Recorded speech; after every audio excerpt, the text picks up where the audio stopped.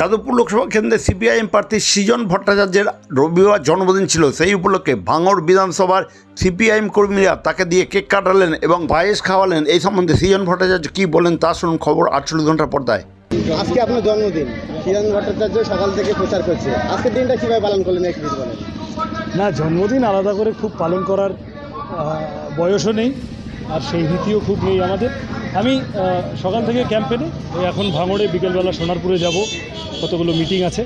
তার মধ্যে ভাঙড়ের কমরেডরা তারা হঠাৎ সারপ্রাইজের মতো তারা এক জায়গায় থামিয়ে কেক কেটেছেন। আমি জানতাম না, খুবই ভালো লেগেছে, আমি আপ্লুত। সকলকে ধন্যবাদ। ভাঙড়ের মানুষ সাধারণভাবে প্রত্যেকবার যখনই আসি ভালোবাসায় ভরিয়ে দেন। আমি কেবল আমাদের কমরেডদের বলেছি যে 4 তারিখ আমরা এর থেকেও বড় কেক কাটব।